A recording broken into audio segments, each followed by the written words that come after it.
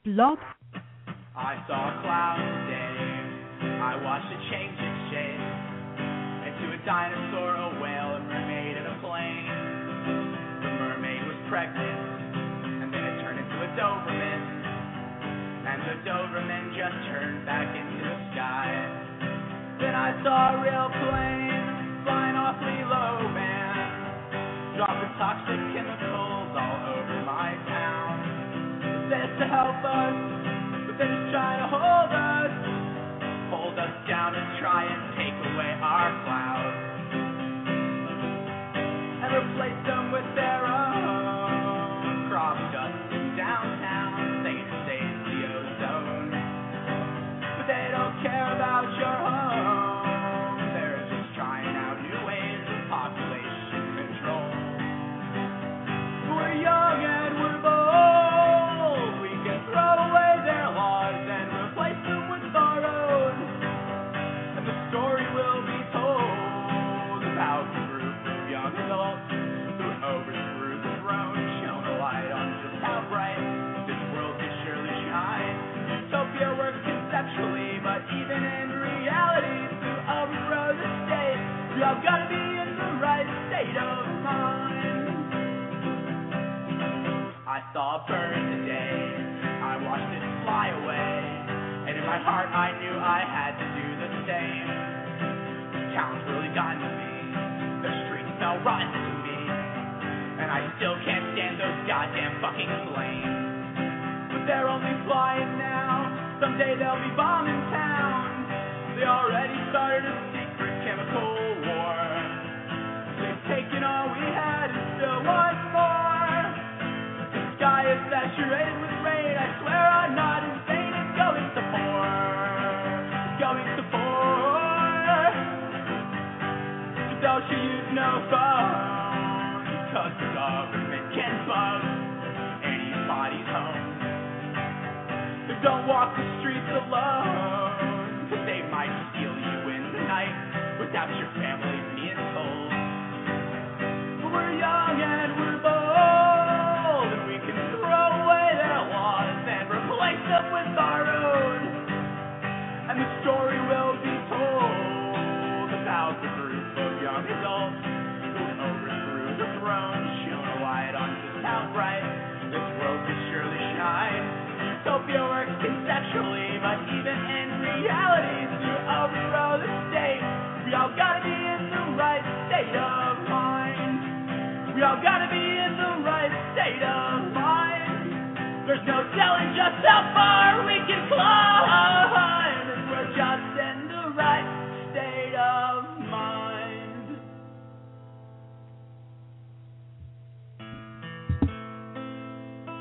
Indeed. We must be in the right state of mind to continue this evolution we call consciousness.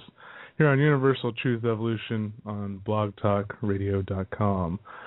I'm really excited today once again to have yet another awesome guest with us on a subject that is high interest to me, having to do with remote viewing and dreams and psi in general, the phenomena of how we're developing our psychic devices, shall we say.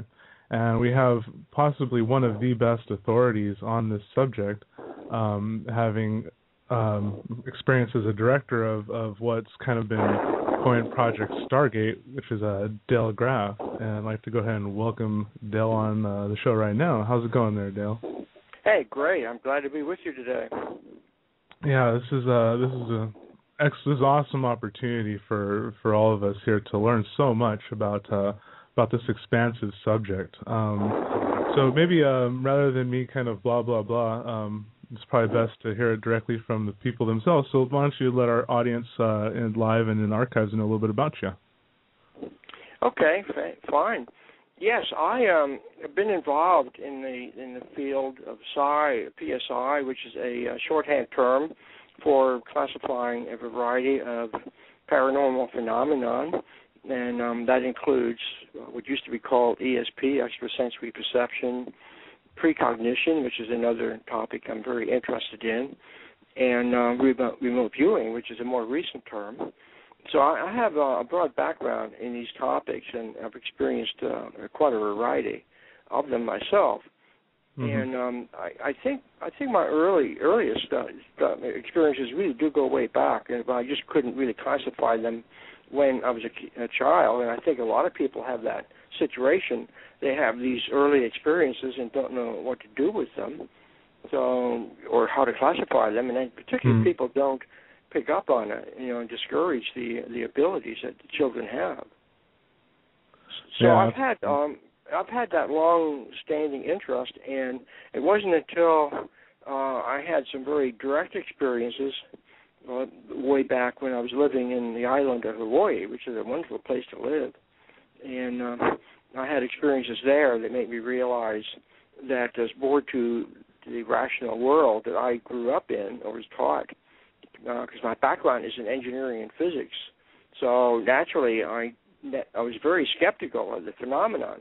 Even though I had hunches and intuitions as a child, I eventually came to see them as perhaps just chance, or I was misreading something, or whatever. And even as a child, age of 5, 6, I experienced what would be called lucid dreams. I didn't know the term at the time.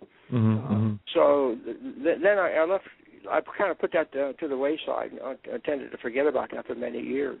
So I think, Jerry, that a lot of people would have that same reaction if they think back to what happened during their early years, that they had experiences like that. Yeah, absolutely. I think, like as I've shared on the show, and I shared a little bit with you before the show started, that was my case too. I didn't call it lucid dreaming. I had no idea what the hell I was doing, honestly, until I started researching more and finding actually research like yours and such that helped build that lexicon of this phenomenon. And I think that's what's really shaping up for us. It's important to have a grasp of the abilities that we can hone. Yeah, and like you, I probably didn't realize what the implications were at that time, and it took a long time for me to really get back on track. Yeah, we're having kind of a bad connection here. Can you hear me? Yeah, I can hear you. I can hear you pretty good. Okay. Okay, fine. You keep dropping out a little bit. Okay. Otherwise, okay. All right. Let me go ahead and see if I can help that signal along a little bit.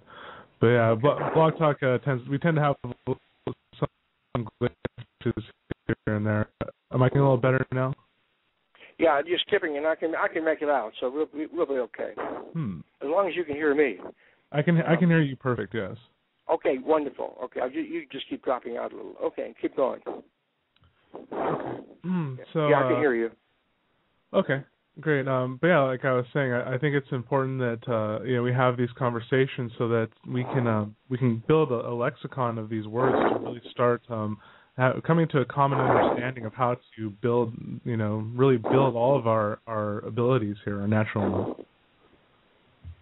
Yeah, and it's just not the terminology. It's what happens. What do you do with the experiences? And I've been wrestling with that a long time, and I think that was one of the reasons why I was drawn into the government program that I was fortunate to be involved in. I was able to actually come up with the name remote viewing, Stargate, which I coined sort of as a symbolic term. And I came up with that term before the movie Stargate came out, so there was a little bit of a synchronicity there. About a year after I came up with that term, here comes the movie Stargate, and I'm sure most of us have seen that movie or the TV program that was named after that. Yeah. So it was kind of a synchronicity, and I liked that program. There was a lot of symbolism in it. We of course weren't that exotic. We weren't going through wormholes in space or anything like that, but it does illustrate something about science fiction. Sometimes the science fiction people are catching on to a truth, maybe centuries ahead of time. Hopefully not centuries, but at least a long term before people like you and I come up with the experiences and match it in with, say, the scientific approach that we could validate and verify the phenomenon. and demonstrate to ourselves and to others that there really is a reality to it. And you know, I tend to keep a kind of a not skeptical, but I'm always questioning what the experience is. Did I really have a valid psi or ESP or remote viewing or dream experience, or was it something I just imagined? You know, so I'm always checking things out. And fortunately, I think if we evaluate our experiences as we go along, we learn from them. We can see what the value is and how we can apply them in our lives better. Yeah, absolutely. And I'm glad you brought up the point of verification, and that's one of the things I always stress: keeping a journal, a detailed journal of these experiences, and how that helps build your data, so to speak, to help calibrate those experiences and start really seeing where they're taking you and how you're using them. Yeah, absolutely. And I think that just out of curiosity, is my time over yet or no? Yeah, it's okay. You're fine. Yeah. Okay, great. But you mentioned journalism or keeping a journal. Mm-hmm. That's really what got me really moving into the whole field. I decided to keep track of the experiences, and the more that I recorded them and noted what they were and compared them to ground truth, to reality later on when I had it, the more confidence I became in the phenomenon. So the act of journalism, or journaling I should say, mm-hmm. is actually a very strong factor in how we can open up this capability and improve it and enhance it even more. The act of writing out is like a sign or a signal to your subconscious mind that you really are seriously interested in knowing the truth about these experiences. So the act of writing is really a reinforcement. It really helps your understanding, and I'm convinced of this. It really helps increase the frequency of the experiences that you then will have. Yeah, absolutely. And I'm glad you made that point once again. These are all points that I definitely endorse as well. I mean, I actually have started recently giving workshops in lucid dreaming and dream interpretation, and that's one of the things I talk about in terms of expressing your will to actually have more of these experiences, and calibrating it with your senses is what is inevitably going to induce more of them. So that's a great point. Yes, absolutely. What's some of the other maybe techniques or little things that you may have picked up that for our audience that can help induce more of these experiences, be they either one might say ESP or Psi, or some kind of Psi dream state or lucid dream state? Yeah, well, what I found is useful for me, and again, you probably noted that too, Jerry, but I found that whenever I was doing practice sessions, so a friend of mine would have a picture for me to dream about, or I would have a picture for them to dream about. We'd exchange roles. So having somebody to work with is very helpful. You can, discuss things amongst yourselves. You can have targets or projects that you can't second guess. So working with people is very helpful, and I found by working with people, and then again looking at the records I kept, I discovered that for me, the dreams that I had, the ones that were what I call Psi dreams, PSI, mm-hmm. The ones that were the best data occurred late at night, usually the last dream cycle, and we dream maybe a third of the night or 25% of the night or something like that. The so-called rapid eye movement dreams, where there's more visual than the more the thinking in type dreams. But that's a lot of time to be dreaming. Mm-hmm. And but I found that even with a lot of dreams, when I first began keeping a dream journal, I would have maybe 10 or 12 dreams a night. Of course, after a while, I decided that's a little bit too much to write about, so I kind of streamlined it and only kept brief notes. It became very verbose, but it was a very good practice because it helped me improve my writing ability. Because the first thing I did in the morning was write out the dreams, and rather than do a crossword puzzle or something like that. This was a very creative thing for me. And as I worked with different Psi targets, trying to dream about a hidden target, I found that it was the last dream of the night, and usually the ending scene of the dream, because dreams are very dramatic endeavors. You know, there's like looking at a theater. There's a beginning, a middle, and an end. There's a dynamic situation, and it's usually that very ending scene that I found if I sketched it, if I drew the dream ending and then compared it to the picture somebody was looking at, and it didn't matter where they were, they could be in the same city or 1,000 miles away, it didn't matter. They could just compare my sketch of the ending scene. I found that is a very good correlation to all the geometries, to most of the geometries in the picture later on when it was sent to me by email. So there was a spatial correlation that occurred as the dreaming, as I went through the night, and I noticed that with my colleagues too. It's as if the dreaming mind is trying to understand what this objective is, and has a number of scenarios that's presented to you in different dreams, but it's the very end one where everything is coming together. So that was my observation. So when I teach dream courses, which I actually do, I have workshops on this, I recommend to people, you don't have to remember every dream that you have. You know, that would really be a burden on you, and it would take a lot of time. Just focus on that ending one. Intend to remember only the one late at night, the last one, and hopefully the ending portion of that. And that really helps hone in your skill if you're interested in getting very accurate results. And the other aspect I found was that if you write this stuff out, and after a while you don't have to do it. It's like any exercise, whether it's in the in sports or whatever. You write out the exercise, and then you keep it in your mind. Just repeat it in your mind over and over throughout the day, occasionally. That you intend to have the most accurate, the most precise information that's possible. This moves you away from the symbolism that's really the burden of a lot of dreams, because some dreams are really hard to figure out. They're so symbolic.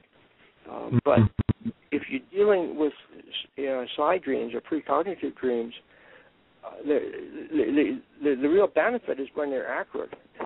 The more accurate those can be, the better off you are to respond to them. So if you intend before going to sleep that whatever's going on with your subconscious mind, that it just assembles only the most accurate information in a literal sense.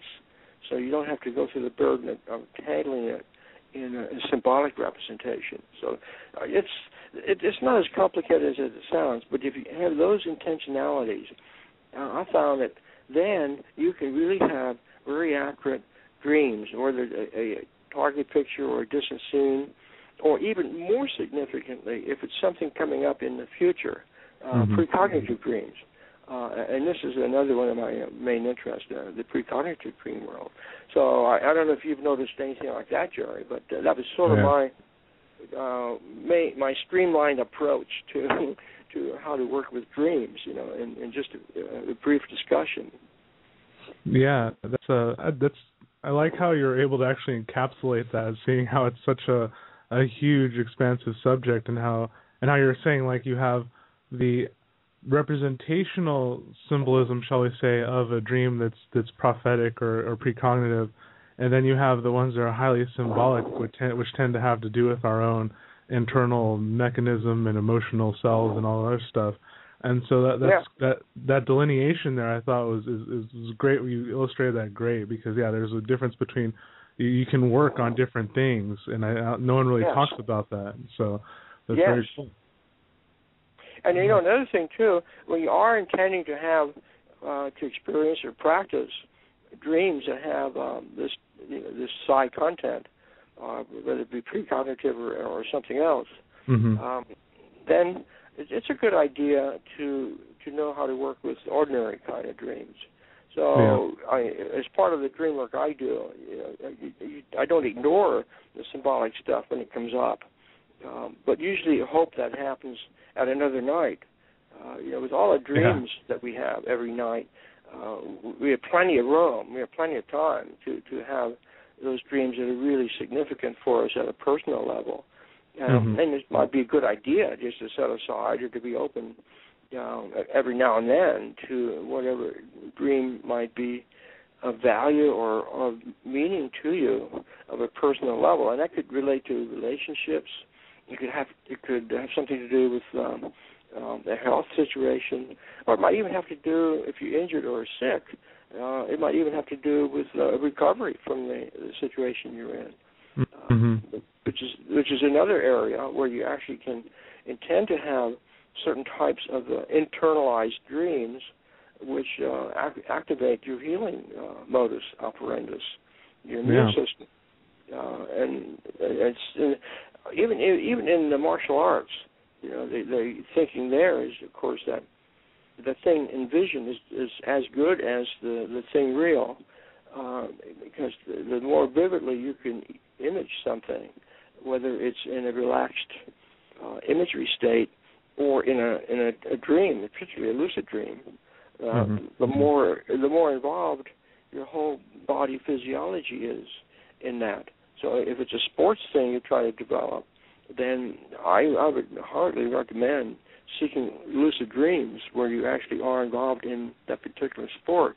And if it's martial arts you want to develop, then you want to have lucid dreams where you're actually going through your routine in great detail and streamlining your neurophysiological connections that are necessary for that particular action. And that supplements, certainly doesn't replace the real world. I'm not saying you can dream your way into perfection, but it certainly can help speed up the process. And even if it's not a huge step, it certainly gives you confidence. Like you've been here before. You don't have to. You get the butterflies out of your system. You overcome that anxiety that many times happens when you step on the tennis court. I used to play a lot of tennis years ago. I know all about that. Yeah, definitely. So, and that's So there's so many things you can do with this, and it's not just the dream world. It's the way you set your intentionality and objectives. But the dream world really can help you out, not just preparing you for the day ahead, but my most strongest interest right now is in precognition. What can we tell about incidents coming our way in the future? How do we avoid those bolts out of the blue? Whether there might be accidents we can avoid, or it might have to do with our own physical health. Although technically that would be not necessarily a precognitive dream, but it's certainly a valuable one because our body knows what's going on inside of us. We may not know it consciously, but at a subconscious level, we start picking up little hints about things that might be going off track. And I've seen too many dreamers come in with the foreboding dream, and then they acted on it and found that was a precursor to something that needed medical attention. I've also heard sob stories where people ignored that. Say, that's only a dream. Who's going to pay attention to that? No, I'm not. I would never ignore a dream that had symbolism that suggested, hey, take a look. There's something coming your way. You better be prepared, and then you can at least act on it in some way and not be totally caught off guard. Absolutely. So the healing dreams are, again, is to me, for me, in my way of thinking, one of the really great things that we can do with our dream world, and it's like we can become partners in today's growing medical crises. We have our own built-in HMO. Our home medical office is right inside our own minds. And again, the theme of your program having to do with evolution fits right in, because I think that at some level, evolution does tie in to the Psi process. and that somehow, even though there's a certain need, let's say hypothetically, there's a certain need in a certain animal or whatever, even though that need is out of reach, something happens that triggers the corresponding physiology, and it's more than just simply a random mutation. It's something, a goal-directed thing occurs. I really think that Darwinism, great as it is, should have some room for the mind effect, the mind interaction with the directions in which evolution goes. And I think psi dreaming, and all that stuff that happens in the field of psi, it's got to be more than just for information. I think there's an interactive thing going on there as well. And that in some dreams, like lucid dreams or healing dreams, we can actually experience that kind of interaction. There are some extreme situations I could think about that sort of illustrate that. I don't want to go too far into that direction. Some of these bizarre things that happen, like poltergeist phenomenon. I really do think that's a real effect. And if it's real, then here we are. This is another dimension of psi. Psi phenomenon, as defined by the parapsychologists, the people that study this field, really has two parts: the informational kind, which we've been talking about so far, and also the energetics part, which I think overlaps into the healing aspect, and then the more dramatic, uncontrollable aspects, you might say, the poltergeists or the strange things that sometimes happen at emotional levels that look like hauntings. So somehow or another the mind is caught up in interacting with the world around us and causing a real physical change in that environment. Yeah, absolutely. And I think, that's true. I don't know. Okay, go on, sorry. I was going to say, I don't know if you've seen anything of that interactive phenomena in lucid dreams, but some people I've talked to that have had lucid dreams do feel that they were able to actually affect the real physical situation. Not in a real huge sense, but just enough to maybe move something off the shelf or something like that. When in a lucid dream they intended for that to happen, and it actually did, as they found out later. So there are situations like that under more energetic conditions, I would think, and the intentionality and whatever has to be in place for that. But I can see how we can actually interact with the equipment around us, and some people, when they become highly emotionally disturbed through some kind of accident or whatever, might affect the equipment even worse that's around them. So we have to be aware that there is a possibility that our minds can actually reach out and affect the environment around us when we're not aware of it or don't even want it.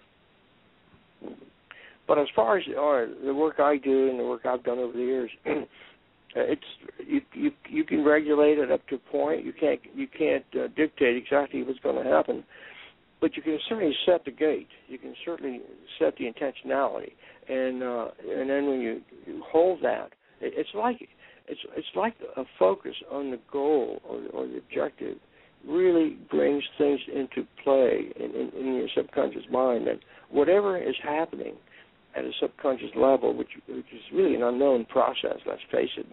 No scientist, no one really understands exactly how psi phenomenon function. But from an empirical point of view, there's enough information to show the effects are real. Even though my scientific colleagues, many of them would disagree with what I just said.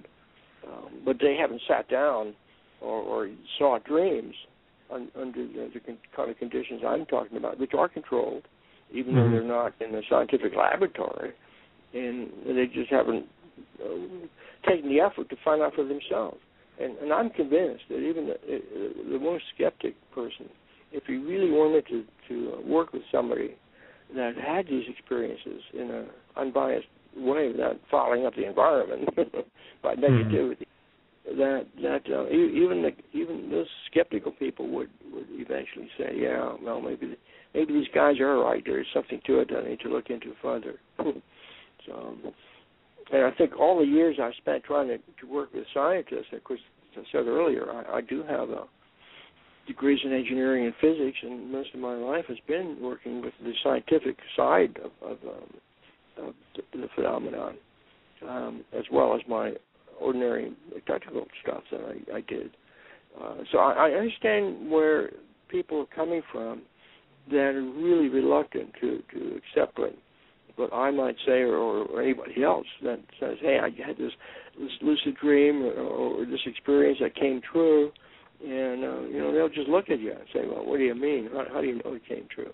And then when that happens, I roll out my journal and say, well, here, it's recorded.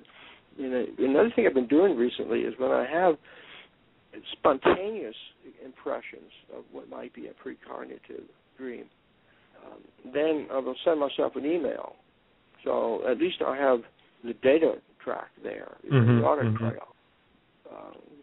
No matter how good you're journaling, people say, well, you just wrote 50 pages to get back to there, and it's all fake. I've had people tell me that. Oh, yeah, because it can be here. I'm sure you run into that, too. Yeah. I'm glad you brought that point up. Okay, right now, I hope you can hear me, but you just faded out. I can't hear you. Okay, hold on. How about now?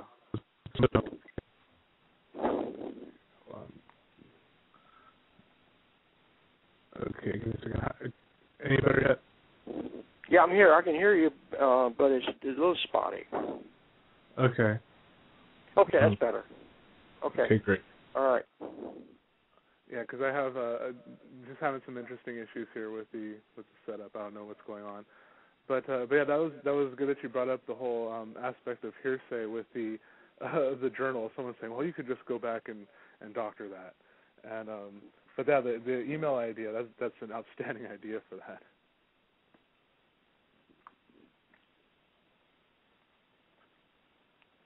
Yeah, you'll have to. If you had a question, you have to repeat it because it dropped out. Okay. Anyways, okay. I guess that had to do with how would you know the difference between just a regular dream and a precognitive dream? Yeah, well, sometimes this can be very difficult if you haven't been working with dreams. But when you set the intention only to have a precognitive dream on a certain time frame or a certain night, then very likely that will be what it is, that the dream that you have will be precognitive. If you don't have any particular system and it occurs spontaneously, then there are other ways in which you may be able to identify it as a precognitive dream. And my experience is, and it tracks that of others, it's not universal, but many times the precognitive dream will have a different taste to it. It will be very brief. It's not going to ramble around like our ordinary dreams tend to do. It'll have a brief storyline, and usually it will be literal. So it's not going to be smothered in a lot of personal symbology or associations that we have in ordinary dreams. So the content, the framework of it looks different. And many times, depending upon the nature or the significance of the precognitive dream, you will actually feel the difference. There'll be an emotional quality that occurs either during the dream or immediately after you wake up. It'll actually feel different. There's an intensity to it. Sometimes some people report electrical kind of sensations, tingling. There's definitely a different atmosphere surrounding a more, what I call one of the more significant precognitive dreams that you might have. We have a lot of precognitive dreams that are not what I would call earth-shaking. They're little. Some people even call them trivial. They're little items that add up. And the only way you would even be sure that was a likely peek ahead into the next day or the week ahead of you is because you've been keeping a journal. And you say, hey, didn't I run into this before? I think this is where the deja vu feeling comes from. So a lot of little things happen in our lives, and we can dream ahead and even pick up the little things, and they're not startling enough to warrant the symbols and the horns and whatever the feelings are that come along with the big dreams, but they're there. But the really important dreams, I do really believe that we will sense them, we will feel that they're different.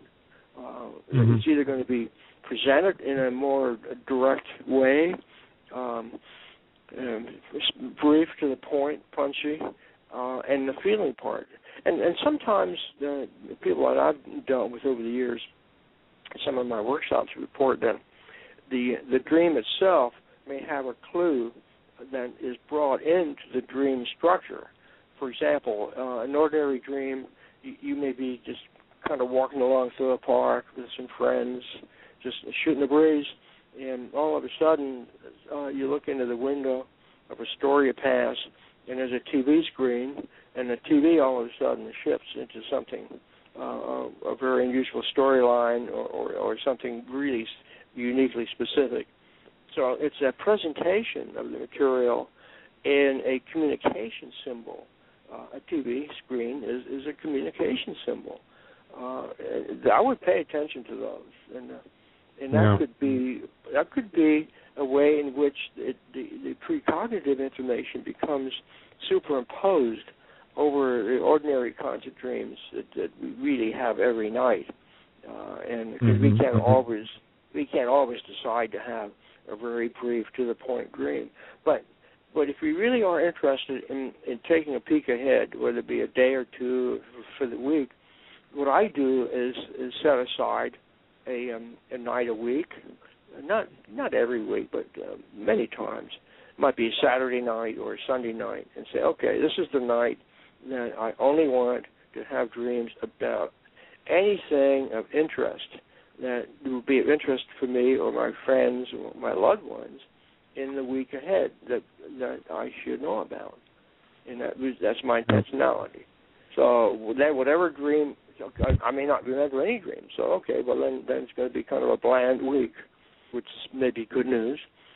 Or sometimes a dream will show up that I need to think about. It may not be particularly disturbing, but it would be interesting. And it would be another one of those dreams that I log and say, hey, here was another situation I dreamt about that came true, even though it wasn't particularly significant.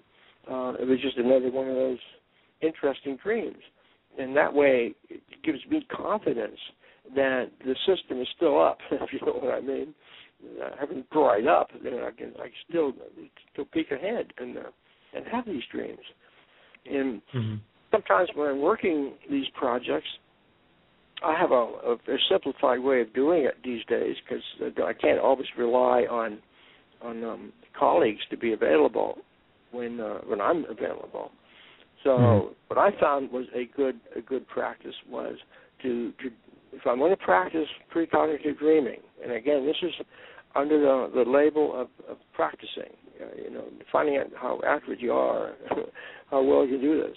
So if I want to do this, and I like to do it every now and then, is to say, okay, tonight is the night I want to dream about the picture that's going to show up on the first page of a certain newspaper 3 days from now. Fix the time, 3 days exact. Page A1, the USA Today, or whatever the newspaper is. And then so that's it. That's the objective. And, of course, you see the advantage of this is you don't have to coordinate with anybody. And the pictures are going to be kind of random, and 3 days puts it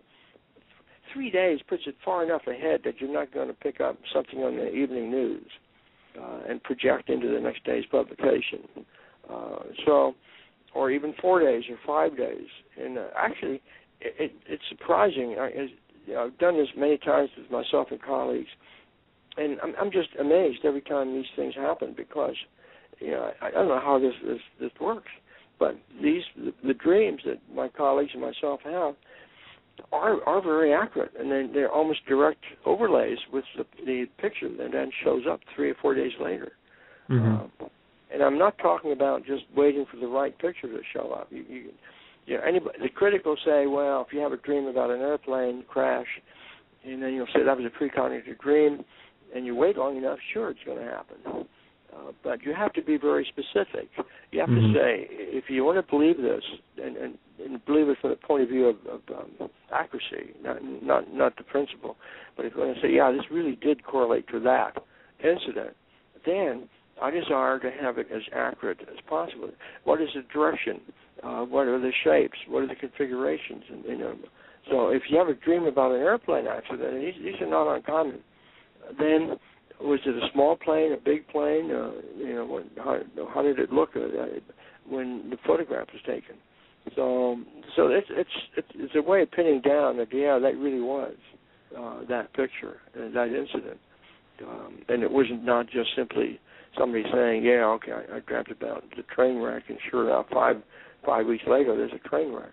So if you have the specifics defined, the criterion is for this kind of practice. I call this practice.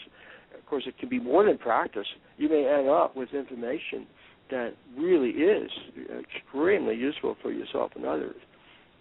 But if you do this several times, or maybe a couple of dozen times over the year, then when you do have an experience that really does look that it's getting really personal, that something is really going to directly affect you, then you can take a hard look at how to respond to it. And this has always been one of the downfalls of this great talent that we have called precognition. People get the information but don't quite know what to do with it. They don't have the confidence, or they just don't have enough experience of how to work with precognitive dreams.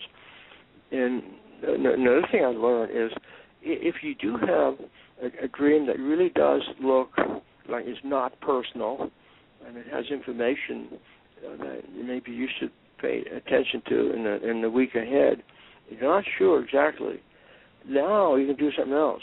You can then go back the next night and desire to have a corrective dream, an update with more information. And if that happens, this way you can do kind of a sequence and get even more accuracy and more information. And eventually you may actually be able to avoid the situation if it pretends some kind of accident.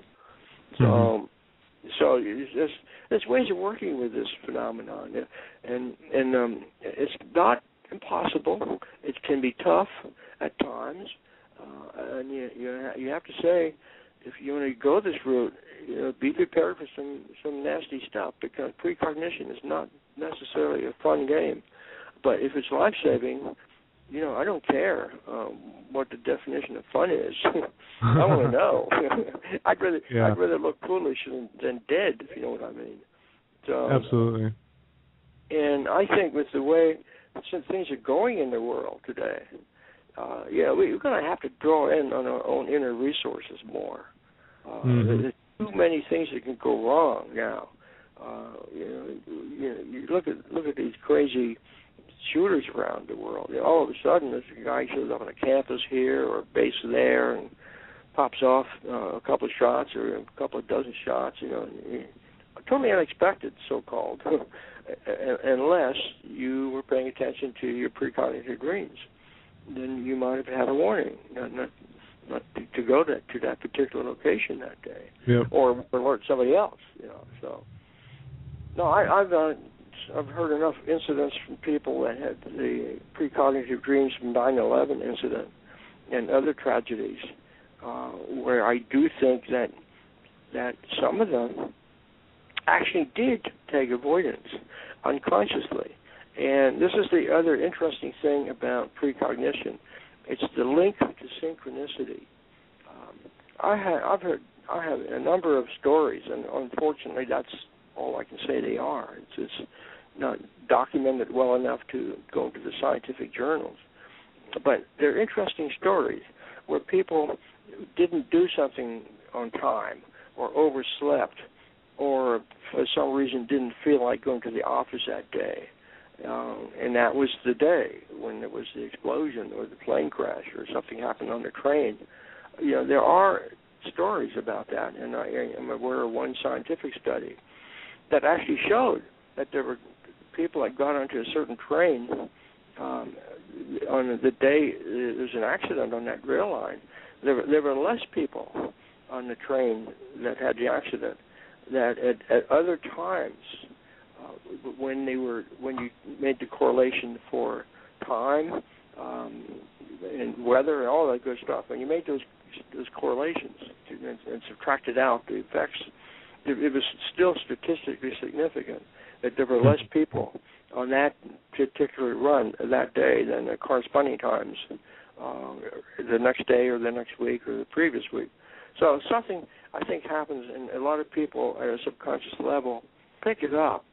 It's not a dramatic, blasting dream with the horns blowing, but we pick it up when we're sensitive enough, and then we do things unconsciously to stay out of harm's way.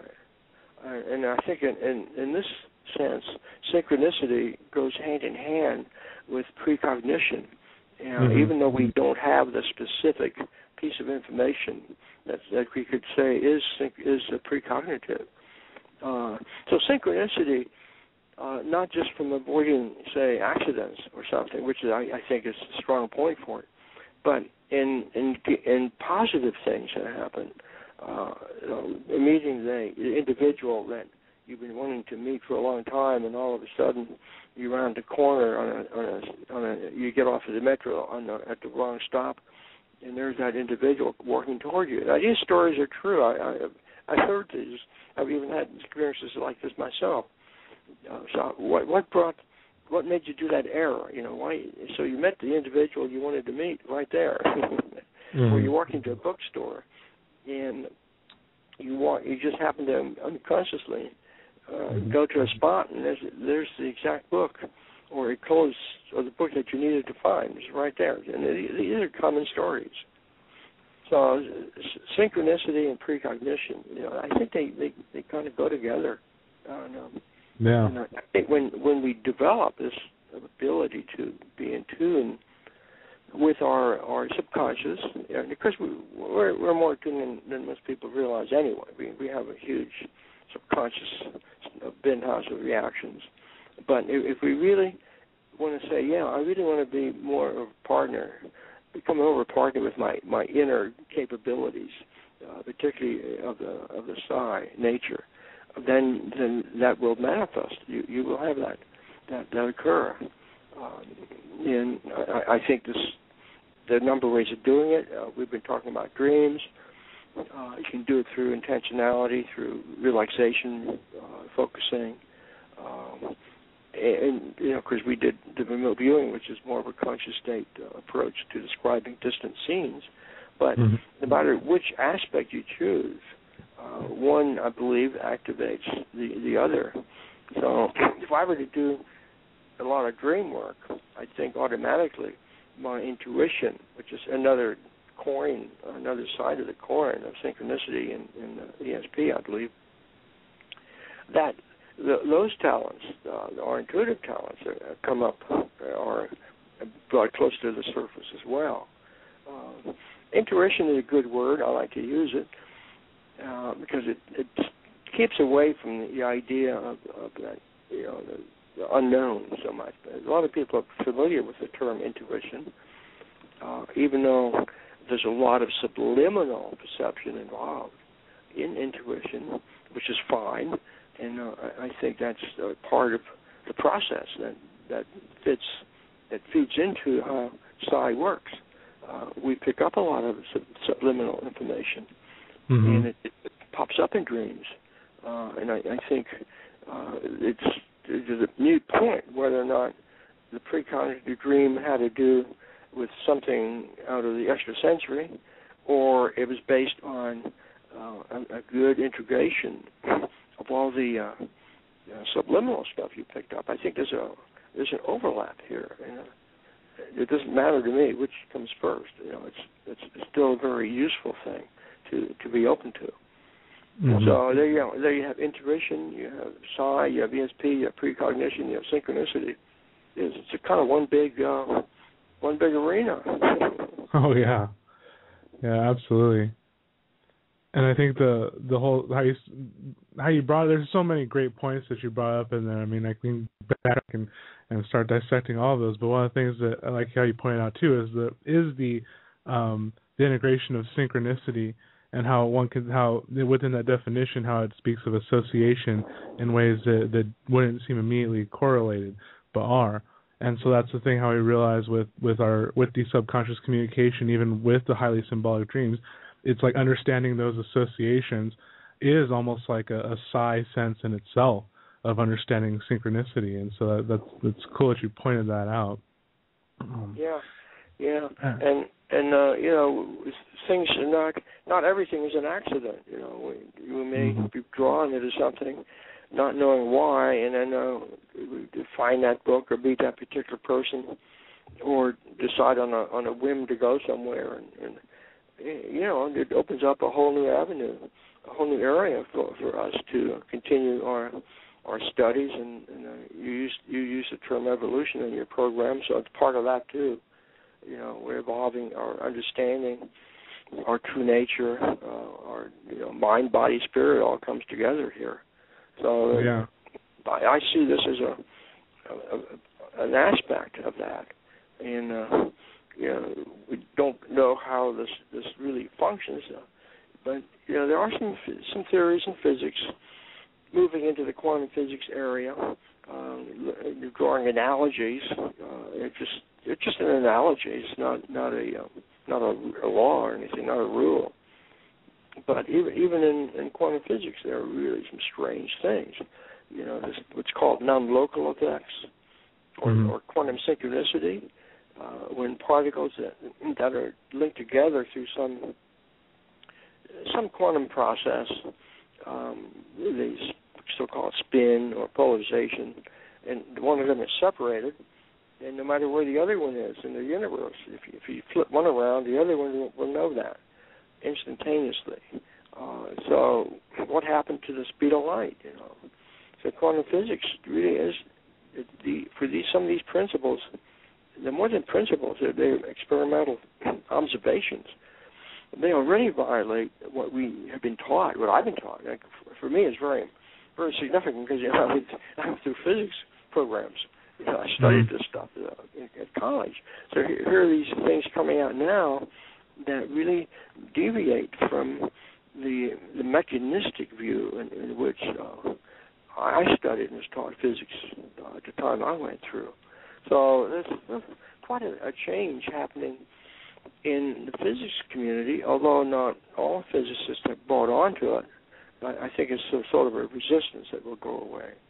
And then as more advances come out in the quantum computing world, which is getting stranger almost as we speak, then that's going to really back people into the corner and say, well, how can you have these incredible computation abilities at the quantum physics level and not say that things like extrasensory perception or remote viewing or precognition or fantasy?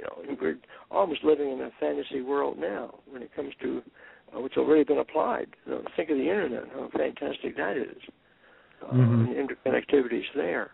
So I think physics, as it evolves in the understanding of some of these basic fundamental principles, is really going to be help move a lot of us ahead in integrating and understanding the mind and the connection with mind, matter, and the universe. And again, I see the field of psi phenomena, as somehow being like a field, like we're immersed in this whatever this is. I don't want to use the term ether. That's an old term. But there's something that we are immersed in that is like using the term psi field that pulls all this stuff together and links us all together, whether we want to be linked or not. It happens. It's there. Mm-hmm. So it's a very interesting situation to be in. And I think this is why precognition can work, because it's pulling together all these bits and pieces out there from all these different, what we call different minds, and integrating them together. And that's how precognition ends up being accurate. It's not us knowing it, but it's the bits and pieces from all the consciousness and the unconsciousness that exist in the universe. The term being used by some researchers is the global consciousness field, and I kind of like that term. It moves it into a more generic position. We don't have to assume certain models of the universe. It's just a term that says it's global. It's universal, and whether it's called consciousness or unconsciousness doesn't particularly matter too much. Mm-hmm. The imagery is there, and I have colleagues that work with what's called random event generators, and that's based on a quantum physics principle where if you perturb the consciousness field according to this model, it affects the so-called coherence, the order, the disorder of the field that the device is in. So if you and I are sitting around this device and we do something to become harmonious, we might start singing a particular song or doing some kind of breathing exercise that brings us into a synchronization, then in principle the device would show that effect. It would become more ordered and would not be as chaotic. And then you can actually do statistics that show an effect that deviates from chance expectations. So, these are not trivial situations. It's a small effect, but it's not trivial. And it shows that somehow intentionality and mind and focus and synchronization affected the immediate environment that you and I were in. And it caused this thing to happen on this quantum physics device. So it's experiments like this that and tied into all the other experiments going on. Not too many, unfortunately, but there are some in the field of psi that I think are really the pathways to a better understanding of the mind.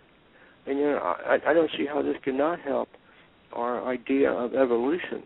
Mm-hmm. And we move away from the purely random process that Darwin placed on us, valid as that is. And I'm not suggesting we go to creationism or the ideas behind intelligent design, which is creating a lot of controversy these days too, but something in between. That there's an interaction, and this interaction somehow can affect evolution too. Yeah, absolutely, and that's why we chose to use that term here, universal truth evolution, because it's really information and our evolving awareness of how to process this and apply it properly. And we're actually at the top of the hour now, and it's customary for us to take a musical break here at this time. So, so you can go ahead and grab a drink, get a little comfy, and we'll come right back. And we'll get right back into this ever expansive subject here. So, all right, everyone, we're going to go ahead and take our break here, and make sure, and just for our regular audience here who's normally tunes in and knows the UTE team, everyone make sure to say happy birthday to UTE's own editor-in-chief, Tamara. Today is her birthday, so everyone sing a nice happy birthday for her in there in the chat room. And we'll be right back, everyone. We'll get right back into this awesome subject here.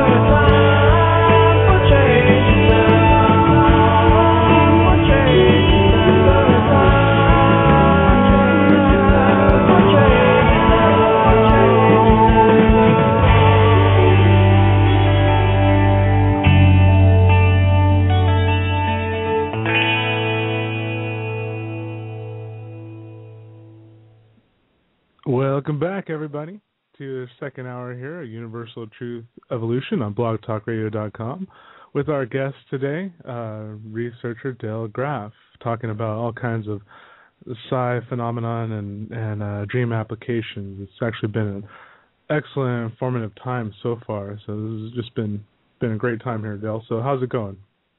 Hey, great, wonderful. Cool. We've had so many questions actually flooding in, great ones from the chat room here during this. And there's a big old list here, so just wondering see if we can maybe get some clarification on some of these things. One of the general kind of questions that came up had to do with parallel and past lives, how they fit into the dreaming realm. So is there any thoughts you had on that concerning seeing alternate realities and past lives or future lives for that matter too? Yes, that is a good question. And at one time I wasn't sure if the past life situation would fit into this, but the more I studied dreams and worked with people on dreams, I can see that there is information coming out in the deeper dreams, even some of the mythological ones that just don't seem to fit the current situation. So where that information comes from, it seems that it could relate to a past life. And some of the experiences are extremely vivid and clear. And I have to say that some dreams may, in fact, present that kind of information. And I would think that if an individual really wanted to explore that possibility, then it would be relatively easy to do. You would set the intention and maybe work on this for some time, because you want to be familiar with your own natural dreaming world, the ordinary stuff. And once you get an understanding of that, then instead of, say, focusing on, like we were talking in the previous one of our discussion, on what will I be experiencing in the next week or so or whatever in a precognitive mode, then set the intention to say, well, tonight or whatever, I desire to have a dream that reveals any information relative to whatever past life I may have had. Mm-hmm. And go from there and see what happens, to see if the material that develops makes emotional sense, cognitive sense, or whatever, so that it's not just simply something you just imagined based on your readings or whatever. So, but the dream, that sort of dream, I think can happen, and it will in fact reveal something, and it will not feel like an ordinary dream. So you know that you're on track with digging into the past that goes beyond your current lifetime. At one time, I wasn't sure at all about the idea of reincarnation and past life, but that sort of goes together. But I see no reason why that's not a possibility. There's just too many situations that occur that people have, and there's some research that's been done over the years. Some of it from the University of Virginia Medical School years ago by Ion Stevenson, a very credible researcher who has documented many cases that are really suggestive of a child remembering a past life, for example, or birthmarks showing up at a spot where the individual was stabbed.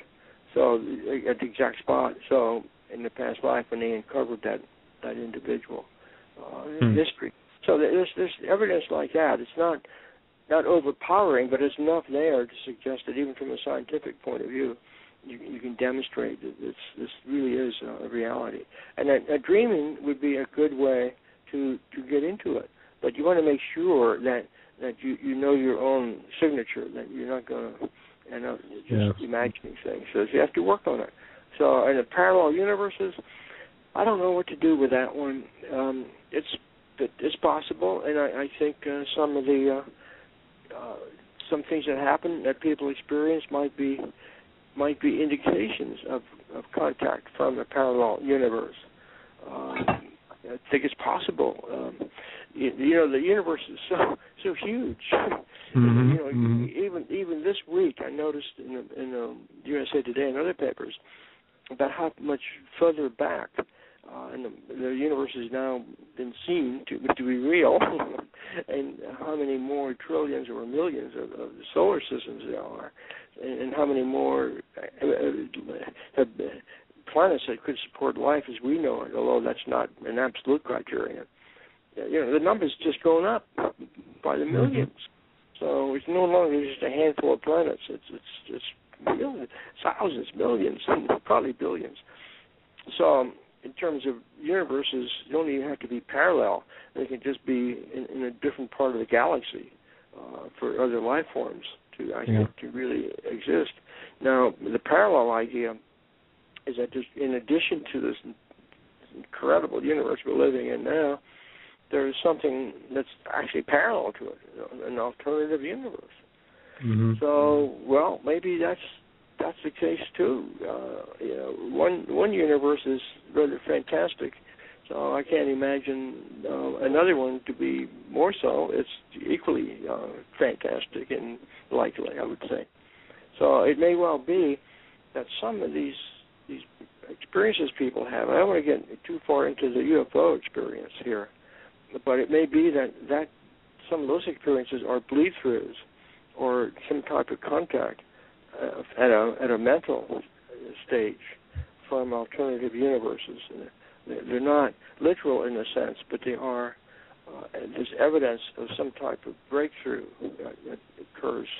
The dilemma I got myself into years ago was, once I accepted the reality of Psi, of remote viewing, precognition, and the key thing with this acceptance, and it is also supported by research, is that it's independent of space and time. So it doesn't matter where you are to do an ESP experiment. I work with colleagues in Europe, so that's 5,000-6,000 miles away, and the results are just as good as when I work with people because they're a couple of miles away. So the phenomenon is real from the intercontinental distances. So therefore, why is it impossible to think that it doesn't extend beyond and go into the galaxy or connect with an alternative universe? So I think in the future there might be ways of better distinguishing when some kind of contact occurs from these non-earthly sources. But I think we have a ways to go before we can really say that this dream or this experience was from another dimension. Although, I don't know. I'm open to that. I think it's possible. I'm not sure how I would set up an experimental protocol for it, though, right now. I think we'd have to just collect a lot of anecdotal data and see what happens in the long run. It's a good question. Yeah, definitely. I would say I would say yes. I'm just not quite sure how to quantify it all. Yeah. That's a good answer. That's definitely a fair answer considering the question at hand. Because that is definitely something that I think that's to unify that one really is to kind of have a full understanding of that whole unified field theory. I think at that point. So that's a biggie. There was one question that I had concerning telepathic or shared dreams. Is there any? Oh, okay. I'd love to get into that. 'Cause that's actually one of my highest points of interest too. Yeah. Okay. Well, this is a good one. I like that question, and in fact, that brings up a synchronicity for me. Great. Because many years ago, when I really was not familiar with this topic at all, I had just finished writing a thesis for physics on superconductivity, the physics of low temperatures down near absolute zero. Yeah. And it was an exhausting thing, and I had enough of technical stuff for a while. So I went to a library. I was living in Baltimore at the time. I went to this huge library in Baltimore not to get a technical book. I decided I no longer want to read anything technical. I've had enough of that for a while. So I just walked into the library having no plan whatsoever. I just want to walk around this library to see what happens. I'm going to find maybe a novel and get caught up in a novel or anything. Just anything that's not technical for a change. Yeah, or not mathematical, I should say. So I walked to the desk and wanted to ask where the card catalog was. And somebody had just come by and laid a book there to return to the library. And I just happened to glance at it. And it caught my attention. And it had to do with shared dreaming in a telepathic mode. I just glanced briefly at it, read the back cover, and found, hey, this is interesting. Could this stuff be really true? Could two people actually dream and have the same dream in what you might call a telepathic shared dream, or mutual dream is a term that's used by the researchers. And it just caught my attention. So I picked up the book, and I couldn't put it down. It resonated with me.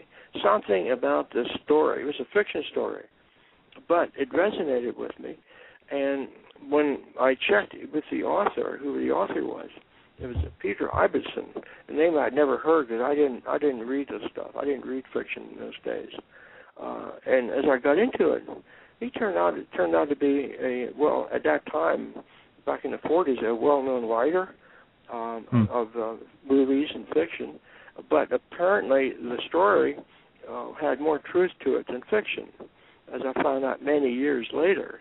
That he actually was writing a biographical sketch of his life, where he actually had these experiences. And so, it's there. And then another key point on telepathic shared dreaming occurred that I became very familiar with. Occurred back in the 60s, late 50s, 1960s, with a couple in New York City. Chester Carlson and his wife, Carlson, and he noted that he and his wife had shared dreams even when he was traveling and had nothing in common with their day-to-day activity.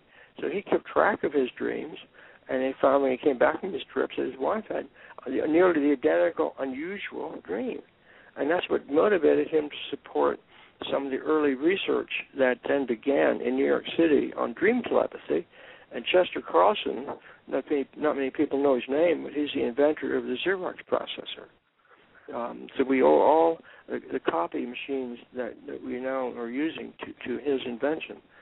In those days, he built it in his garage because nobody wanted to fund the optical processing device that he was coming up with.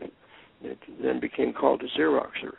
And so here was a case where this inventor, moved by dreams that led him to invent the process that we now are indebted to, and also, from my point of view, another practical way of looking at mutual dreaming in a very realistic and validated sense. So that led to the dream telepathy research at the Maimonides Medical Center, which is a pioneer work in the field of dream telepathy. And since that time, I've also worked with people on shared dreaming. I'm a member of the IASD, the International Association for the Study of Dreams. And one of my colleagues many years ago wrote a book called Mutual Dreaming, sort of a classic in the field. So here's a case where people do, by intention, decide to have common dreams, that they share a dream. And the interesting thing about mutual dreaming, people will have, even though you don't set out exactly what you want to dream about, the two dreamers will have a nearly identical dream. That's why it's called mutual. But the content, but the timing may not be the same. One may be 3 a.m., the other may be 4 a.m. So it's mutual in content, but not necessarily identical in time. So there's a lot that goes on, and if you really talk to people that keep dream journals, you will find, as I have found, that if people discuss their dreams like we do in the IASD at our conventions. We even have mutual dream contests every year when we have an online conference. Those that are interested might want to check that out. Yeah. ASDdreams.org. Yeah. It's I think I have it referenced on my website. And we also have mutual dream contests, precognitive dream contests too. So it's a good organization for touching base with the whole plethora of ordinary dreams that we have, and that people work with kind of more from a therapeutic point of view, or self-learning point of view. But it's also open to the Psi component, to the ESP component, and you might say telepathic. Yeah. Yeah, so there's a lot that happens. Telepathic shared dreaming is not an uncommon phenomenon. You just have to know that it happened. The only way you can do that is if you either share the experimental objective, or you just talk to people and find out, hey, we did have the same dream last night. So anyway, yeah, it's a common experience. But it's uncommon only because people don't discuss dreams a lot and don't keep journals. But if you were able to get more people to link together, then I think you'd see a lot more publicity on that. And in fact, that brings up a point here. There were 3 movies last year that really I got into in a big way. And that was The Men Who Stare at Goats, the movie Inception, and the movie Hereafter. All those 3 are really, really good movies from this topic's point of view that we're talking about here. Is any one of those you might want to talk about? I can talk about any one of those 3. Oh, yeah, okay. Yeah, actually, let's just jump on Inception, because I know that even I'm just seeing it on the ASDreams.org site too. Anyways, so. Okay. And I thought that it was cool because as we talked a little bit before, just knowing a little bit from my own experience, how there was definitely some truth in there about how some of the mechanics work, considering like defense, for instance, like in relation to telepathic dreaming. Because obviously I think, and this crowd here tends to be more versed on a lot of the alternative science, shall we say, and kind of recognizes that this stuff goes on to some degree with dreams and remote influencing and such. So yeah, I mean, we can get into almost any portion of that. So I mean, if there's anything you want to go off on in that sense, knowing that there's a lot of content there. Yeah, there sure is. And in fact, I got interviewed by a couple of newspapers on this in the local area where I live, Eastern Pennsylvania, and got a lot of publicity out of it, and really helped my own workshop notification. But there were some good things and some not so good things about the movie. First of all, I enjoyed the movie, and I had to see it 3 times before I think I really understood it. But I think that was because the first time I saw it, I made the mistake of going to a IMAX, is that what you call it? IMAX? Oh, yeah. Yeah, oh my God, I got blown out. It was just too much. I had sensory overload. So I had to go to another movie theater the next week and get calmed down a little bit before I could really understand it a little better. And then a week later I went back again. So the things about the movie that I thought were good were the fact that it really did bring attention to what I call a natural ability that we all have for having lucid dreams. Because that's really the theme of the underlying theme of the movie is lucid dreaming.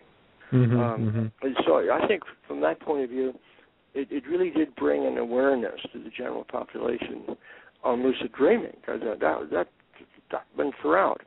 But then it deviated, and I think went into too much of the control thing, and too many levels and layers and layers. So I don't. My experience with lucid dreaming, I don't know about yours or some of the other people in the ASD, but it's not necessarily that easy. Jump into and all of a sudden find out there are these different layers and levels. You go to this level, go deeper and deeper and deeper. So I think what's his name, Nolan, was the producer. Yeah, took a lot of liberties on that one. And then, of course, comes the biggest problem that I have with it, and that is in lucid dreaming or any form of psi connection, is it possible to implant an idea that's basically against your best interest? You know, this is, to me, the fundamental issue that movie raises, and I'm not sure it was clearly resolved by the ending of the movie, because you could almost interpret it either way. And that led to a little bit of a dilemma on some of the people I talked to that really stayed with it and followed that. It brings to mind the Manchurian Candidate. Remember that one? Yeah. Where so-called under hypnosis, could someone be hypnotized to commit a crime? You know, and that was the theme of that movie, the Manchurian Candidate. So in carrying that concept into inception, could someone through lucid dreaming enter into the subconscious mind of someone else in a lucid dream and inject or incept? That's where the term inception comes from. The concept, the image, the idea of something that's different from what that individual really wanted to do, or was even in the best interest of that individual. So it opens up this issue of, could there be some kind of mind control that could go on at these deep subconscious levels with people that either set out to do this intentionally, like through the Manchurian Candidate, although that was hypnosis, or through just plain intentionality, you know. And of course, the movie is set in the lucid dreaming world, interacting at a lucid dream level. So yeah, this raised quite a bit of discussion, and you might have seen the discussion board at ASD. But my position, I contributed a little to that too. My position is, and I don't like necessarily to go along with everything Sigmund Freud said, but he did have an idea about the sensor, that we all have these subconscious sensors that block things. Now, he went overboard and created the suppressed memory stuff and how we block things and have these hidden desires that then pop up. But I do think that we do have, at a subconscious level, a filter. If we didn't have some kind of filter, think about psi. Because it's such a vast and reaching phenomenon, we in principle should be flooded with information. But there must be a filter, some kind of selection process that says only this is coming through tonight, only this is what I want to dream about, or only this is what I'm seeking to know about, whether it's something 3 days ahead or maybe something to do with a medical issue. So we have a filter that's in place. Otherwise, these trillions and trillions and trillions of bits of possibilities out there would just flood our minds. You know, we couldn't function. We'd be totally immobilized. So some kind of filter is going on. I'm convinced of that. And there are a number of philosophers that go along, those that consider the possibility of psi, also go along with that idea of the filter. So then inception comes along and suggests that with the proper conditioning, somebody can actually bust through that filter and inject the idea on somebody when they're in a lucid dream or not even aware of it in an ordinary dream. So I don't think the premise is valid. I think they didn't consider the true nature of the subconscious mind and the fact that we really have more, we do more filtering than we do accepting. So I think this is where inception went off on a tangent. And for those that paid attention to it, and then said, well, wow, we're going to have a lucid dreamer come into our minds and change things around for us. No, I don't see that. I really don't see that as a possibility. The only way that could vaguely be possible in the way I look at it is if you really had that notion to begin with, but then it would not be an ejection. It would not be an inception. It would be an encouragement for you to do what you really wanted to do. So that's sort of the way I look at Inception. It's a heady movie, and if you really want to think about the implications of it and how do you get into those kinds of levels of lucid dreaming, it's very interesting. But I think that they played also too much heed to the chemical way of doing it, and I don't see a lot of evidence for that. Chemicals, going back to the Timothy Leary days, I think just simply add a degree of distortion that becomes purely psychedelic, and then now we're really deviating from what might be a deeper underlying reality in our subconscious mind, and we're messing it up with all kinds of imaginings. So anyway, that's sort of where I got you on that. I don't know where you got to, but that's sort of where I got to. Yeah, I think they did actually mention in there about people's natural subconscious defenses, and so they did touch upon these concepts. I can see how screenplay-wise why the chemicals came in and was like, oh, let's just kind of chemically induce it. Just kind of easy that way. And the thing that I can see though, in terms of how feasible it really is, I mean, well, let's now consider do we recognize telepathic dreaming, and then let's say now telepathically we align with someone, and you are just misleading there. Like I find someone in day to day, and I'm trying to just manipulate them. I can see how you can manipulate, and that's kind of what they alluded to in that movie. That's what they alluded to, yeah. And you have a good point about the protectors, because I could see that as a takeoff on Freud's sensors, and so I could see that no one personified the concept of the sensors. You called them the protectors. It's a really dramatic play movie. I really enjoyed that from that point of view. But so he did his homework. I guess. I guess the director supposedly, from what I read in an interview, like on the LA paper here, I guess he is a lucid dreamer himself to some degree. So I guess he worked in a lot of his own. Yeah, and from what my understanding is, a lot of the lucid dreams that he had were, while he was still in college. So I don't know if he followed up too much, but that sort of set the stage for his long-lasting interest in lucid dreams. I'll give him credit. He did, I thought, really an outstanding job, and particularly some of those scenes that dissolved and faded away. There's really interesting stuff there. The lack of the stability in some of the lucid dream frameworks that we sometimes run into. I know some of my early lucid dreams that I had, the structural stability was just not in them. And the minute I started thinking, they just slipped away. They dissolved, just like Nolan demonstrated. So then I had to develop an approach where a lot of the lucid dreams you continue, but don't think about it too hard. Don't put too much attention on it at first. Yeah. Otherwise, you'll wake up, you'll flip out of it.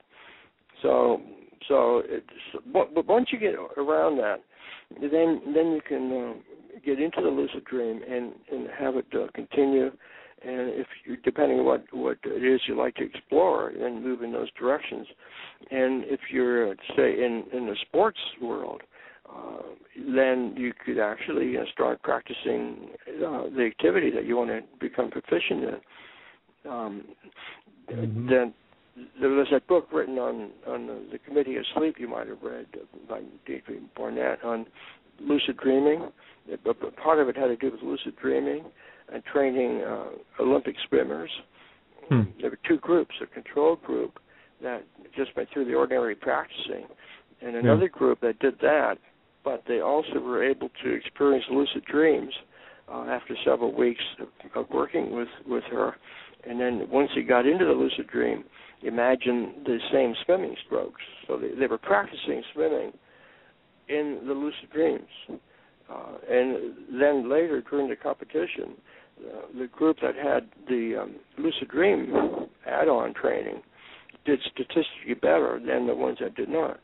So this goes back again to what I said earlier about the connection that the lucid dreaming world does, or framework does for us.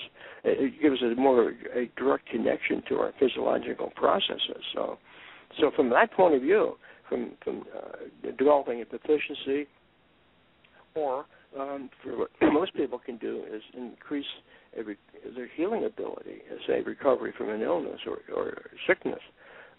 We can get into a lucid dream and imagine ourselves getting better, or that part that's injured healing faster. And it very likely will respond, and you'll recover quicker than ordinary. True. Yeah. Have you had that kind of experience at all? Oh yeah, absolutely. That's for many, many years, that's pretty much where I just aimed my own dream attention, was to kind of understand my emotional self better, my intellectual self better, help my body, do all these other things. Great. Yeah, I can totally attest to all of this for sure. Yeah, great. Yeah, so in a way, we're helping our own evolution here because we're not being stuck in the ordinary types of recovery systems that our bodies have. We're actually boosting it up. We're actually helping it along. So it's an evolutionary, I think, step that we can learn how to work with and become even more capable of surviving the various illnesses and injuries in our own lives in the future. I see a lot of promise for lucid dreaming techniques in the medical field. I don't know of too many medical experts that have picked up on it, but I know that individuals can certainly pursue this without needing the approval of the medical community. It'll be a long time before they'll weigh in on it, I'm afraid. But it's there. It's for those that have actually gone through it, and there's enough experimental data to back it up. So it's just not simply one anecdotal story after another.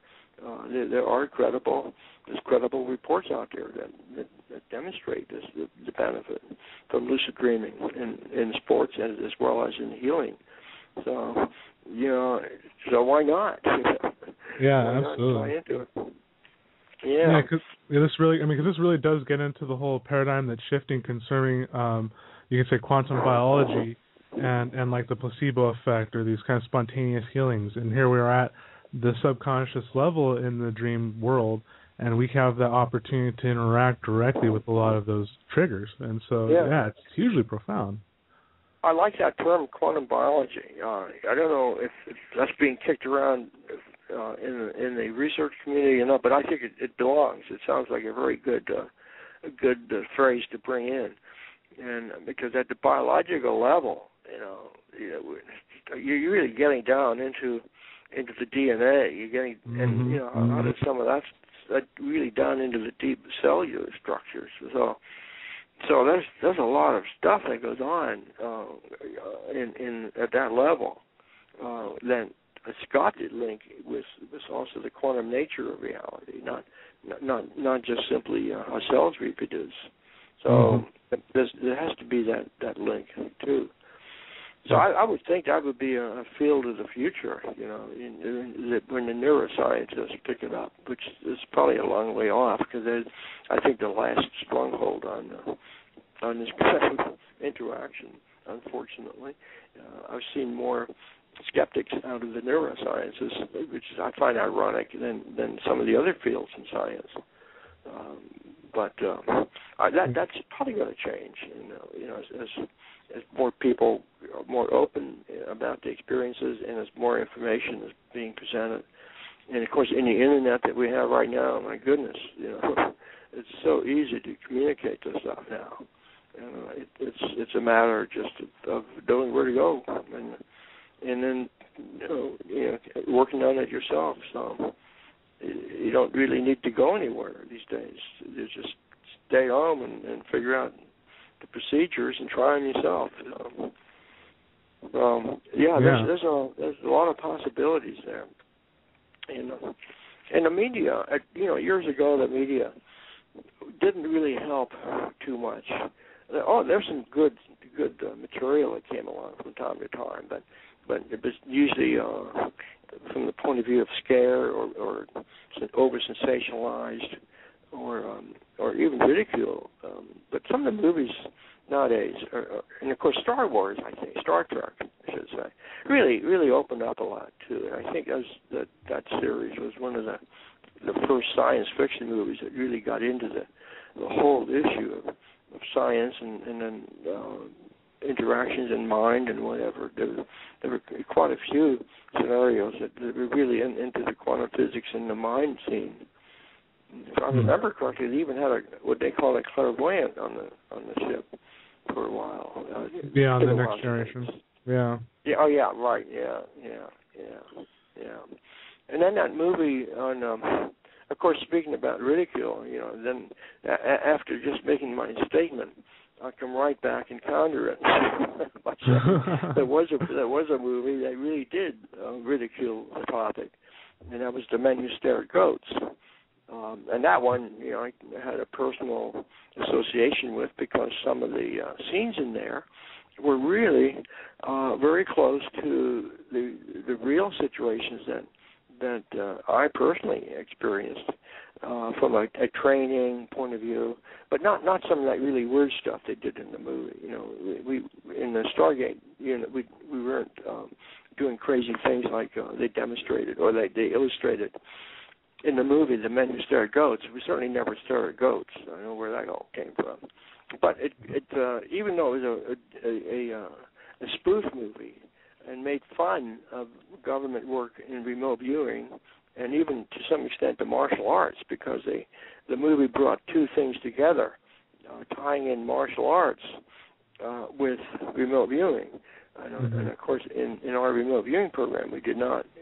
We were not involved in the martial arts. That was a separate activity somewhere in the Army, where they were looking at using insights from the martial arts to improve the ability of soldiers, which is, in my view, a good idea. Should do it. Should have done it before.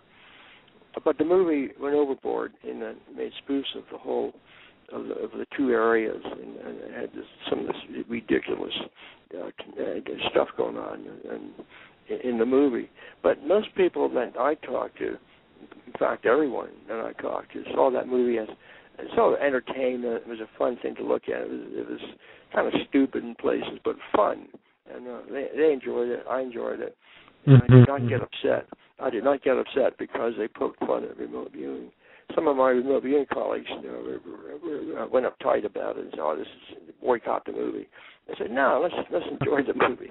It's a laugh. And sometimes, and I found that sometimes in working with this topic, it's better to come in from the light side and not the heavy-duty side. You have to have a sense of humor in this stuff. Otherwise, you will have issues. So it's called grounding. I think my metaphysical friends refer to this as grounding, remain grounded. But humor is a good way of doing it.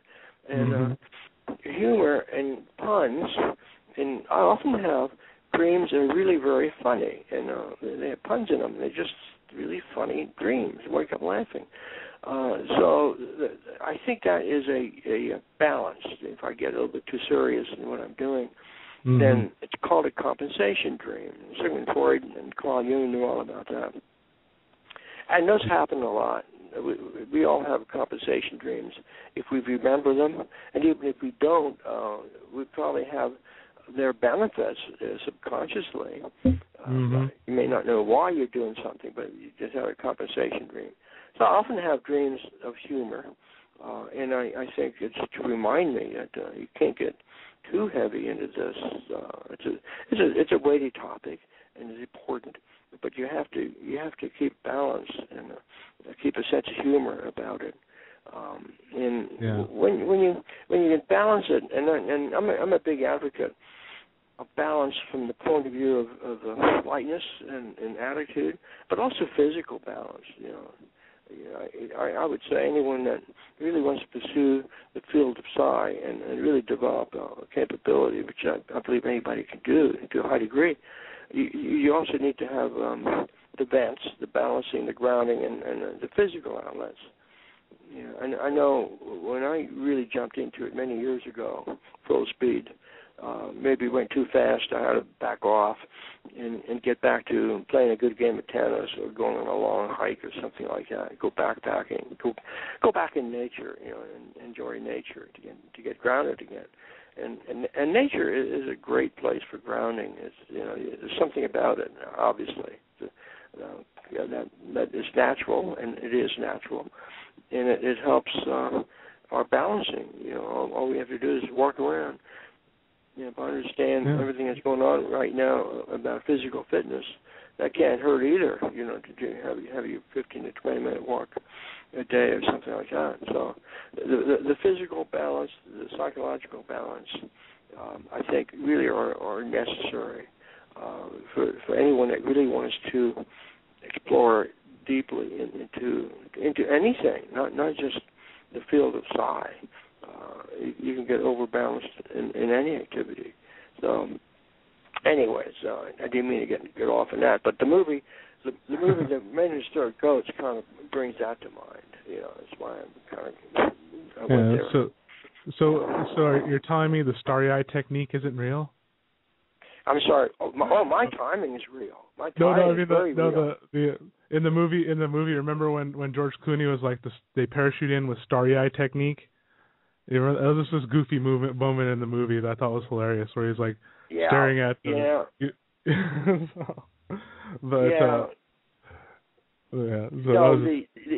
There was too many goofy things in that movie. but the thing that did ring true to me was the connection to the Soviet work when there was that little dialogue about who came first, the Soviets or us the Soviets. And that is sort of a true thing. And some of the experimental projects were not to the extent of all those pigeonholes they had, those mailboxes, that wall full of little cubby holes with targets in them. But it did sort of represent some of the way we went about practicing and training. Now there was some truth to it, but very little. but it was a good movie. I enjoyed it, and I wasn't offended at all when they tried to walk through the wall at the end. So now that there was another movie I saw then, not too long after that, right after Inception, or I think they came out roughly at the same time. And that was Hereafter. Now that is an interesting movie. Did you see Hereafter? Actually, I haven't caught that one yet, but I did see the premise on it. Just didn't have a chance to check it out. Yeah. That had some very good representations of a near-death experience. And we've talked about a lot of phenomenon here, but when you talk about the NDE or the near-death experience, well, that's riddled with Psi phenomenon. So there's another area where individuals that have that experience of you're nearly dying or thinking they're dying and experiencing the tunnel and the light and then coming back to life. And then sometimes individuals that go through that experience end up being very sensitive and actually move into the healing profession or become very psychic, which is a good word. I have no problem with that word. Mm-hmm.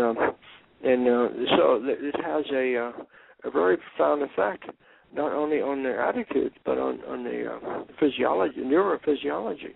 So something happens that opens up the connections and allows them to do these things they couldn't do routinely before then, and become efficient in say, ESP or something. So the movie Hereafter introduces that and illustrates, I think, it very nicely with that near-death experience in the opening scene.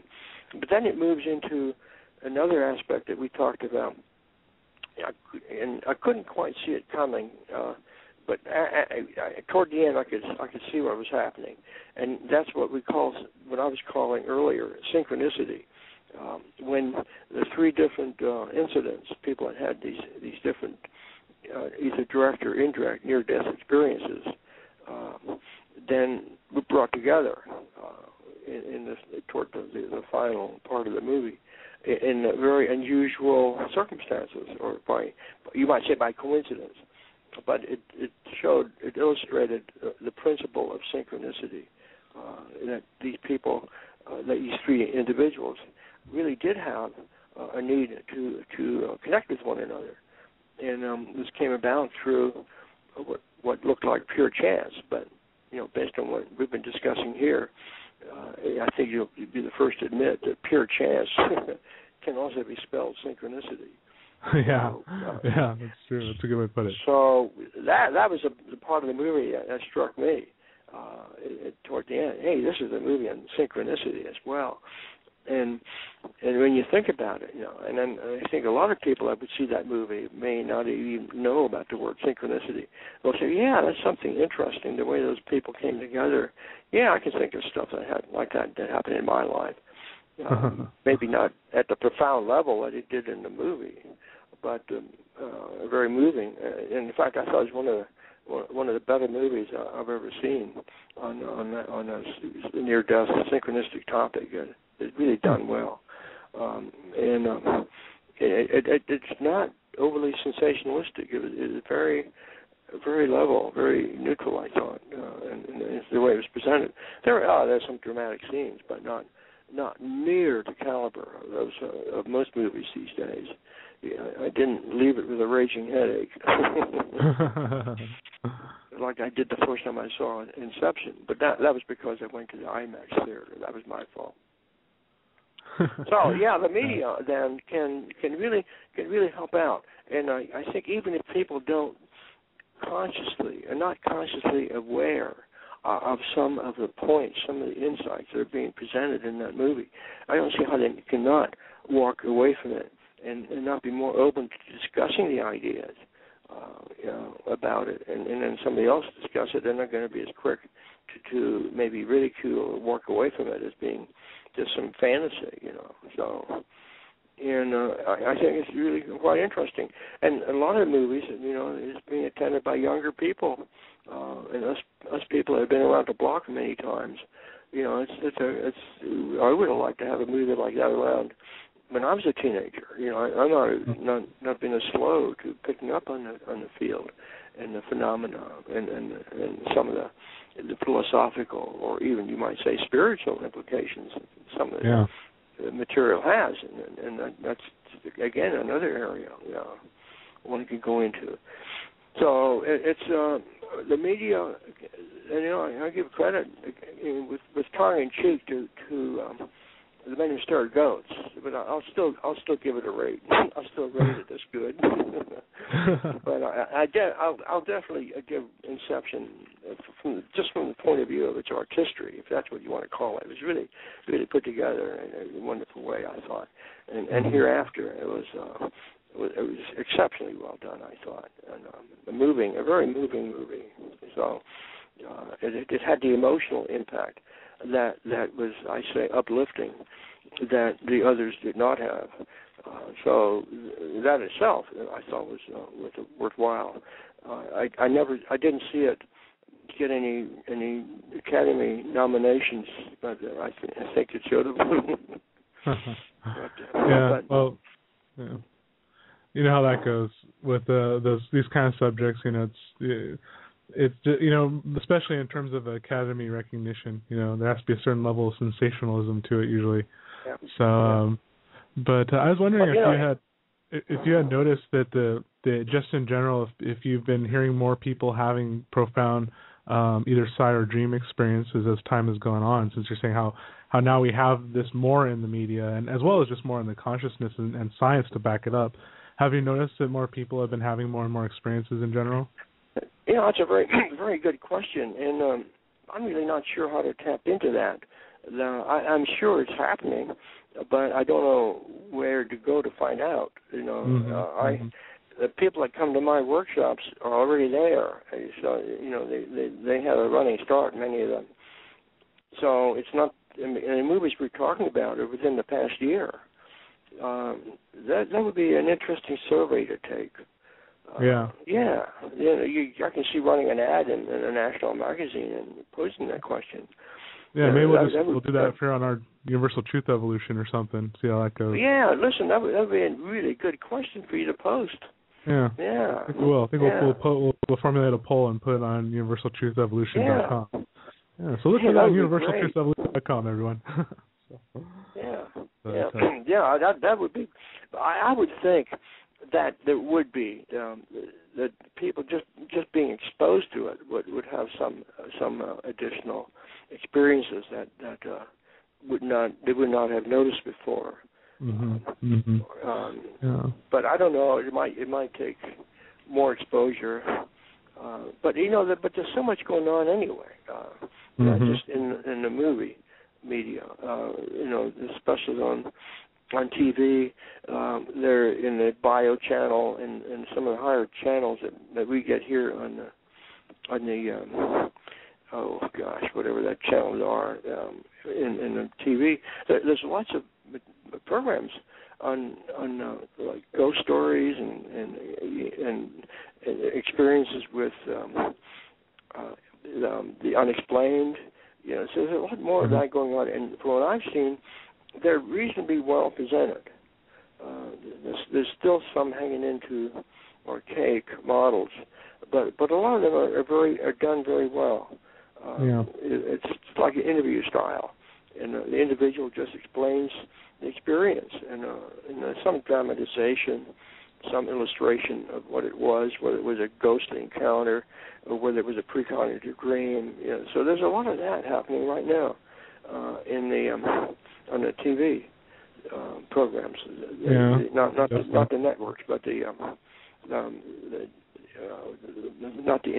can't think of the word, not the internet, but it's what on the CBS or whatever. Yeah. On the public stations. Yeah. So that's happening. Yeah.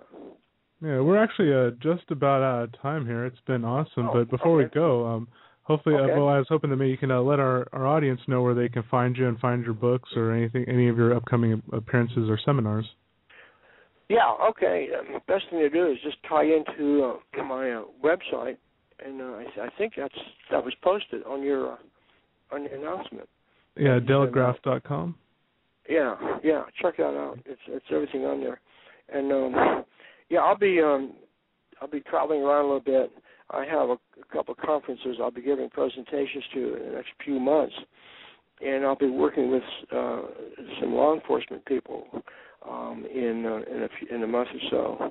So I'm quite a diversity of activities, and I'm trying to muster up time to finish my next book, which is halfway finished. I do have two books, one called Tracks in the Psychic Wilderness, the other one called River Dreams. But the next one I'm working on is called Shadows of the Future, and I'll be focusing on the precognitive material for that one. And because that's where I think really most of us can benefit more of in the future as we move into more uncertain times, more uncertain and challenging times. So that's kind of what's on my slate right now. Awesome. And a few workshops here and there, yeah. Cool. Well, all right. Well, everyone, head over to dalegraff.com and check all that out and maybe get into one of Dale's workshops. I'm sure it's jam-packed with awesome information, just like today's show was. So thank you very much, Dale. It was an awesome time. We'll have to do it again sometime. Hey, great. Thank you much. Appreciate it. All right. Yeah, very cool. So, okay. All right, everyone. We're here every Tuesday and Thursday doing our thing here at the Universal Truth Evolution, bringing you all the information major media tends to shy away from for all the various reasons we find humorous usually. So until next time, everyone, we will see you again.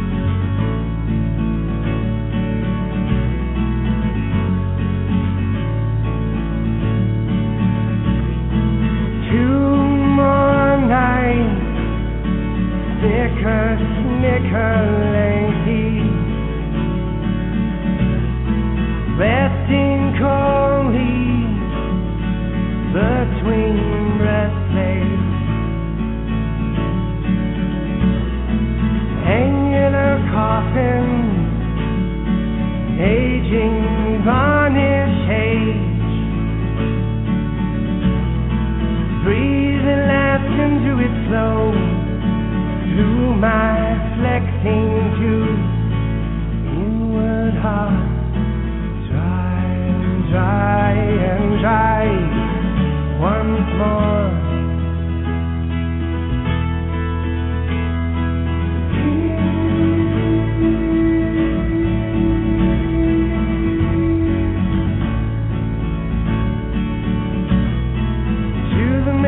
Mounting post, dark and high, she fellowship, straighten and strengthen this, pour again and again, to